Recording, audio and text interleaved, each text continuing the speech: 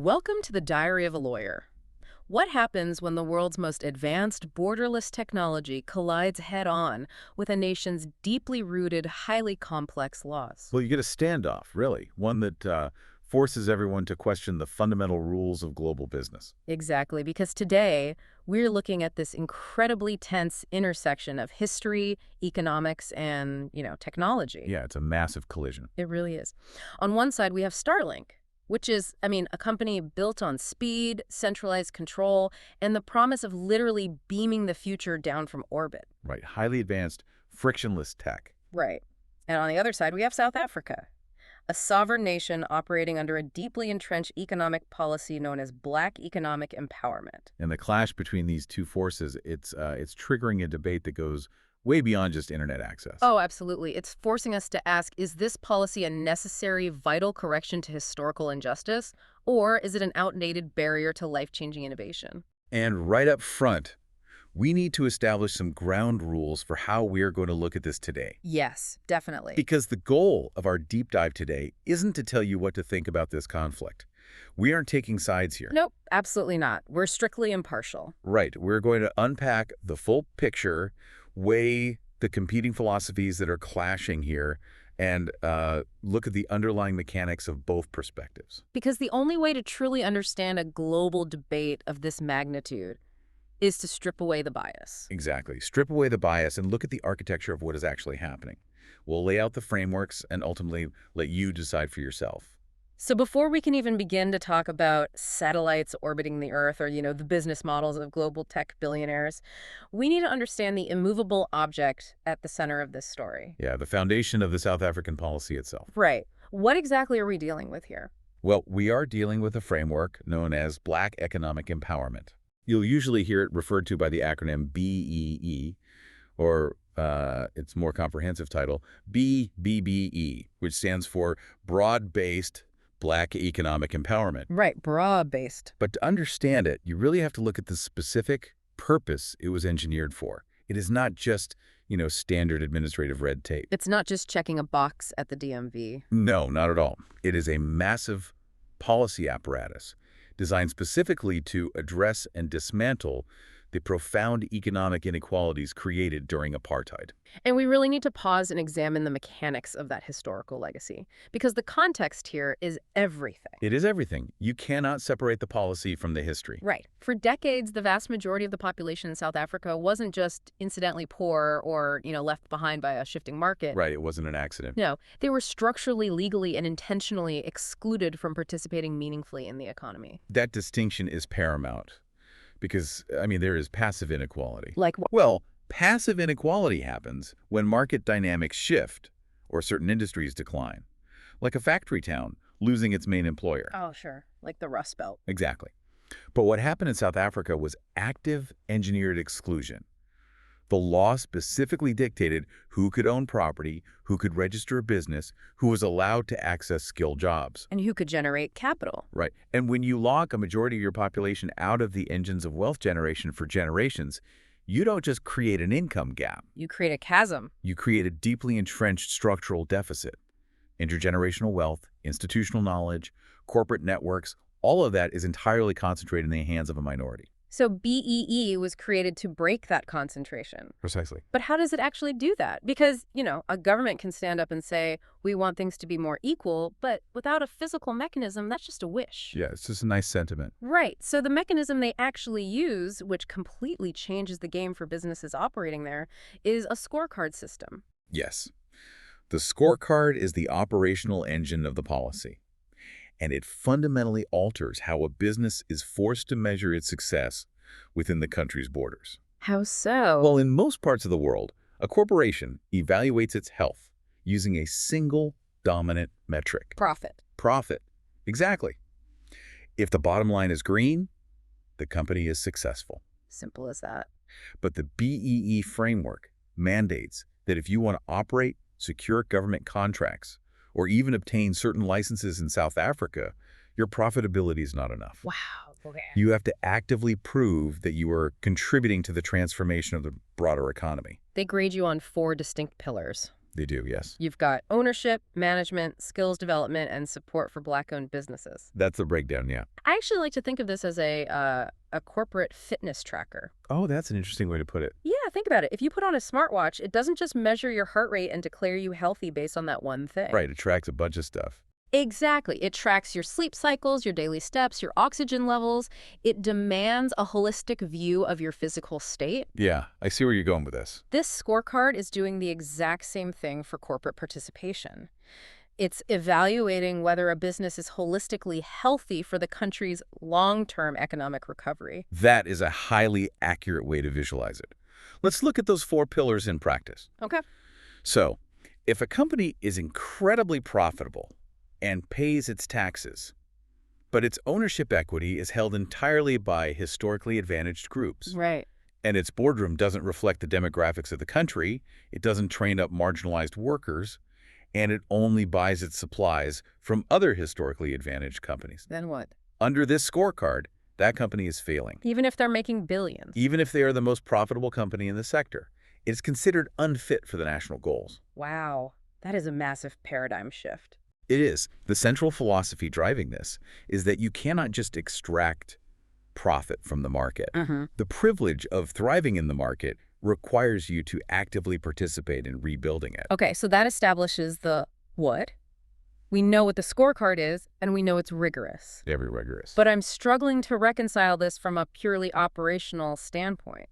How do you mean? Well, if I'm a global CEO, I might look at that system and say, all right, I understand you have a historical debt to pay. I respect that. Sure. So why not just heavily tax my profits, take 30% of what I make here, put it in the national treasury, and use that money to build public schools, fund social programs, and build infrastructure for those marginalized communities? Yeah, the traditional taxation model. Exactly. Why do you have to insert the government into my boardroom and force me to carve up my actual equity? It's a very common pushback from the international business community. Yeah. I mean, we hear that argument constantly. It makes sense on paper, right?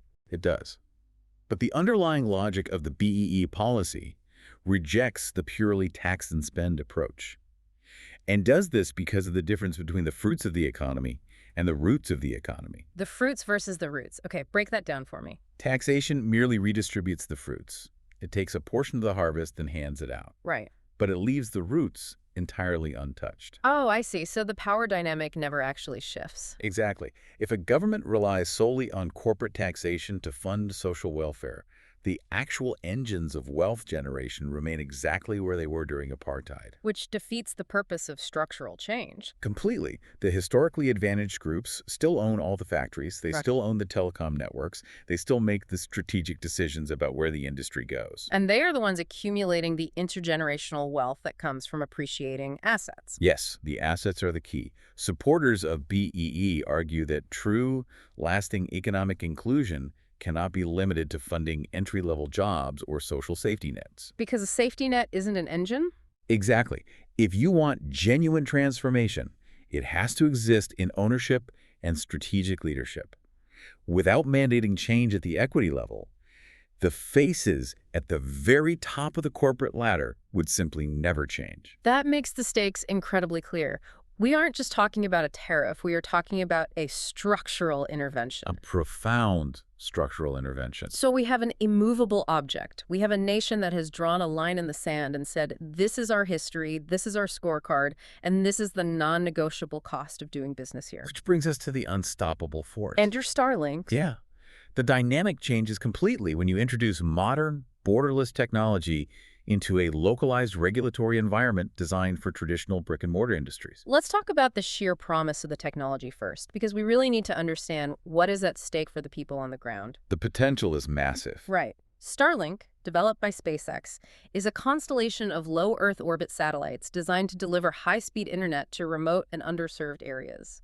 Low Earth orbit, or LEO, being the key there. Yes, ILEO. Yeah. Think about how transformative that specific technology is for rural South Africa. Oh, it's life-changing. We are talking about vast geographical regions where laying traditional fiber optic cables is either a geographical nightmare or completely economically unviable for traditional telecom companies. Right, because the infrastructure leapfrog is monumental here. Historically, bringing an underserved community into the digital economy required immense physical capital. Digging trenches, right? Digging trenches, laying hundreds of miles of copper or fiber, building cell towers, and maintaining terrestrial grids. It takes years and massive investment. And sometimes it never happens because the return on investment just isn't there for the telecom company. Exactly. But Starlink bypasses all of that terrestrial friction. It's just a dish. Yeah, you mount a receiver on a roof, point it at the sky, and you instantly bridge the digital divide. It's honestly kind of mind-blowing when you think about it.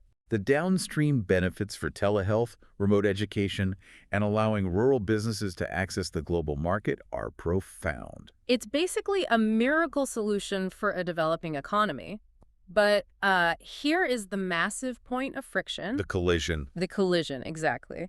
To legally operate and sell that service within South Africa's telecom sector, Starlink cannot just turn on the signal and start mailing out receivers. No, they cannot. They're entering a heavily regulated space, and that space requires them to meet stringent local ownership targets to comply with the BE empowerment laws we just talked about. Right. It goes back to the scorecard. To get the necessary licenses to operate as an internet service provider, a company is mandated to have a certain percentage of its equity held by historically disadvantaged South Africans. It's not a suggestion. No, it's a hard regulatory wall. Let's use an analogy here to see if we can unpack the structural mechanics of this conflict. I love a good analogy. Let's hear it. Imagine Starlink is a state-of-the-art, incredibly efficient appliance. Let's say it's a massive industrial water purifier that you can just drop into a village, plug in, and it instantly works. Okay, I'm with you. It's a plug-and-play system designed to operate anywhere in the world. But South Africa operates on a highly specialized, customized regional voltage grid. Okay. The law states that to plug anything into this grid, your company must build a customized, localized transformer.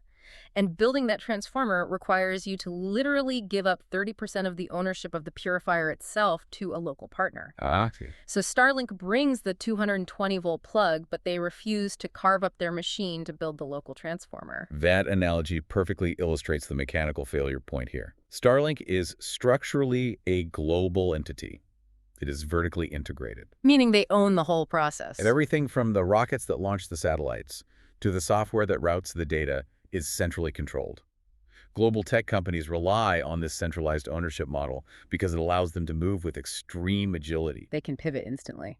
Right? They can pivot, scale infinitely, and fiercely protect their intellectual property. Yeah. If they start carving out equity and creating localized subsidiaries with separate voting rights in every single country they operate in, that centralized machine starts to break down. Which introduces such a fascinating, almost cinematic wrinkle to this entire story. Oh, the irony. The human element here is just impossible to ignore. We have to talk about the Elon Musk angle. The irony of origins is really striking here.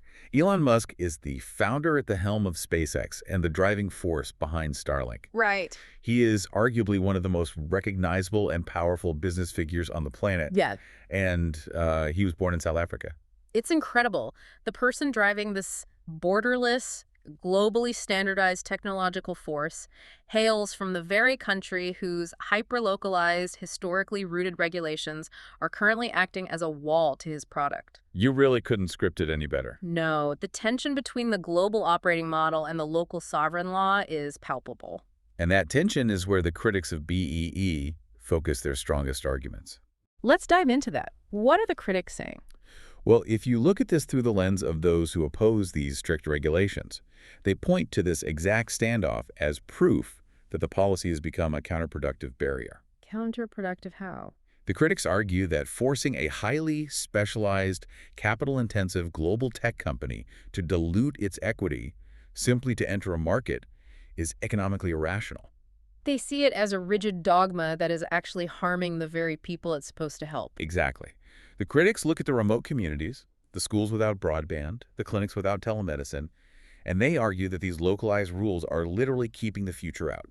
Because if the tech can't get in, the people suffer. Right. By demanding a piece of the equity, the regulations slow down innovation, delay crucial market entry, and send a chilling signal to foreign investment. So it scares off other companies, too. Yeah, if you are a global tech giant, and you know entering a market means a massive, complex restructuring of your corporate DNA, you might simply choose to bypass that market entirely.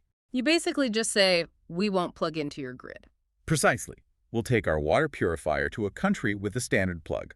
But we must weigh that against the supporters' viewpoint. We must, because the advocates for the BEE framework look at the exact same standoff with the exact same set of facts and draw a completely opposite conclusion.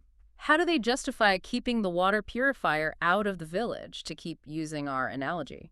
By arguing that the village shouldn't have to permanently rent its water from a foreign landlord who gives nothing back to the village's long-term sustainability. Oh, wow. That's a powerful counterargument. The supporters argue that if a massive global company, regardless of how innovative or magical its product seems, wants to enter a sovereign market, extract value, and charge subscription fees to its citizens, then it must play by the rules of the house. And the rules of this particular house state that you must contribute to the goal of economic inclusion. It's a demand for shared prosperity.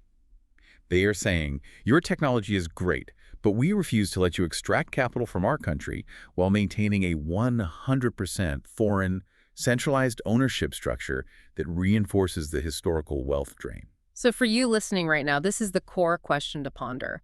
When a massive global tech giant meets a sovereign nation's empowerment law, is that law an unfair barrier to progress? Or is it simply the fair, necessary cost of admission to participate in that society? Are the rules of the house more important than the utility of the guest? That is the perfect way to phrase it. Wow. And when you zoom out from the specific details of satellites, equity carve-outs, and telecom licenses, this brings us to the broader philosophical tension that makes this debate so universally relevant. Because it's not just about South Africa. No, this isn't just a story about one company in one country. This is a proxy war between two massive competing worldviews. It truly is. If we distill this conflict down to its absolute core, we are looking at two extremely powerful, well-intentioned ideas that are sitting firmly in opposing camps. I'm trying to visualize these two ideas. Idea one seems to be the belief that economic justice requires active, forceful intervention. Yes, that is the bedrock of the BEE policy. It's the belief that a free market, left completely to its own devices, will naturally reinforce historical advantages. Capital attracts capital, right? Always. The rich get richer, the marginalized stay marginalized. So the state has a moral and economic duty to intervene, to mandate inclusion, and to engineer fairness, even if it creates friction and slows things down. That is exactly right. That is idea one. Okay, and idea two? Idea two is the belief that innovation thrives only when you remove restrictions. The Silicon Valley ethos. Exactly. This is the operating principle of Starlink and the broader tech sector. It's the belief that the fastest, most effective way to solve a human problem, like a lack of connectivity, is to strip away the red tape. Deploy the capital, unleash the technology. Right. And let the market adopt it instantly. In this worldview, the friction of government regulation is the enemy of progress. It's like looking at an ecosystem. Let's explore that. Okay, so idea one, the interventionist approach, is like a master gardener. A gardener. The gardener looks at a forest that has been devastated by a historical blight. And the gardener knows, I cannot just let this grow wild. If I do, the few massive trees that survive the blight will just soak up all the sunlight, and their roots will choke out all the new saplings. Because they already have a massive head start. Exactly. So the gardener carefully prunes, they mandate where certain seeds are planted, they force cross-pollination. Very hands-on. Very. They meticulously manage the soil chemistry to ensure that a diverse, balanced ecosystem survives. It's agonizingly slow, it requires constant manual work, and sometimes you have to aggressively cut back a thriving, massive plant just to give a smaller one some light. Because the gardener prioritizes the health of the entire system over the speed of any single organism's growth. Yes, that's exactly it. And then you have idea two, the innovation approach, which is like a wildly rapid, incredibly resilient vine. A vine that just grows everywhere. Yeah, this vine grows at light speed. It can cover the entire forest in a week and provide immediate, life-saving shade and nutrients to every single animal in the forest. No. But the vine grows exactly how it wants to grow. It is centralized to its own root system. It doesn't care about the local soil structure or the gardener's careful layout. It just spreads. It takes over. Right. And the advocates for idea two are shouting, we need shade right now. People are suffering in the heat. Let the vine grow. While the gardeners are standing there saying, if we let your vine grow unchecked, we permanently lose the balanced, resilient forest we are trying to build. We just become a monoculture owned by your vine. It is a remarkable philosophical impasse. because both of these ideas hold immense power. They do. And crucially, both of them are aimed at improving the human condition. The master gardener genuinely wants a thriving, equitable ecosystem where everyone has roots. And the rapidly growing vine genuinely wants to provide immediate shelter and transformative resources to those who are suffering. But when those operating systems collide in the real world, you get this exact standoff. You cannot have unhindered, frictionless, centralized global expansion while simultaneously demanding deeply rooted, highly structured, decentralized local ownership. They are mechanically incompatible. Completely incompatible. Which brings us back down to earth, because as much as we love to unpack the high-level philosophy of gardeners and vines, we have to look at the nuanced reality of how this actually plays out on the ground in South Africa. Because it is never as simple or clean as a theoretical debate. It never is. The reality is always gray. The application of these policies is incredibly messy, and there's a massive divergence in corporate experiences. There's no one-size-fits-all outcome. No, there is no single story of how international companies interact with BEE. We see that some multinational corporations adapt to the framework beautifully. Really? Like they just figure it out? Yeah. They embrace the scorecard as part of their core strategy. They identify strong local partners, hit the ownership targets, invest heavily in local skills development, and they genuinely thrive. So they become part of the ecosystem. Exactly. They become deeply integrated and highly respected within the fabric of the South African economy. But on the flip side, we see companies that genuinely hit a wall. A brick wall, yeah. They grapple with the sheer bureaucratic complexity of the compliance. Or, like in the case of certain tech companies, they find that the financial and structural cost of carving up their intellectual property and global equity model is fundamentally unworkable. The friction is just too high for them. Right. So they either stall out in endless negotiations, or they just pack up and choose not to enter the market at all. And beyond the corporate level, we also have to look closely at the uneven impact on the ground for the actual citizens. Because they're the ones this policy is supposed to help. Exactly. The entire purpose of the policy is broad-based empowerment. And there is no denying that certain communities and individuals have benefited directly and powerfully from these policies. There has been real progress. There's been real wealth transfer, the creation of genuine leadership opportunities, and millions of people integrated into the formal economy who would have otherwise been shut out entirely. But that leads us right into the lingering, uncomfortable question that critics constantly raise. And we have to acknowledge it if we are looking at the whole picture here. It's the big elephant in the room. Are the benefits of this incredibly complex policy actually being distributed as broadly as the name broad-based implies? That is the crucial vulnerability of the framework. Yeah. There is a persistent critique that the benefits often become hyper-concentrated. Concentrated where? Well, think about it. If a global tech giant is forced to hand over 30% of its local ownership to comply with the law, does that equity actually empower the marginalized communities in the rural areas? The people who need the internet access. Right. Or does it just enrich a small, politically connected group of local executives who are already wealthy and well-positioned to partner with these massive corporations? Oh, I see. If it's the latter, then you haven't actually fixed the structural inequality. No, you've just changed the demographics of the elite class at the very top. Which means the wealth is still trapped at the top, just in different hands. Precisely. Yeah. If we define the BEE policy purely by its intentions, it is a framework with incredibly real, deeply noble goals aimed at repairing profound historical trauma. But the execution is tough. When you look at its mechanical execution, it is a policy loaded with complex trade-off. The nation is trading a degree of frictionless market entry, foreign investment, and immediate technological deployment for the structural promise of long-term economic justice. And there is no mathematical formula to prove which path is ultimately correct. So we've unpacked the history of the engineered exclusion. We've looked at the disruptive mechanics of satellite internet. We've explored the conflicting philosophies of structural intervention versus frictionless innovation. And we've faced the messy, gray reality on the ground. It's a lot to take in. It really all boils down to one final summary question. To be or not to be?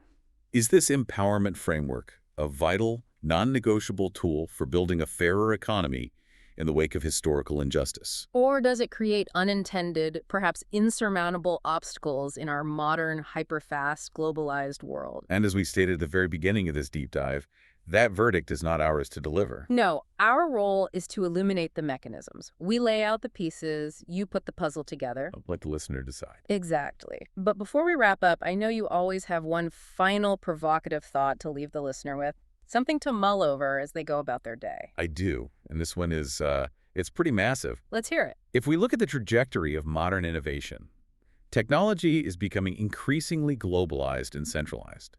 It is literally orbiting the Earth, completely detached from physical borders. Like satellites in space. Exactly. So the thought to ponder is this. As these borderless technologies become more essential to basic human infrastructure like internet access, AI, or global financial networks, will local sovereign economic policies eventually be forced to adapt and yield to the technology?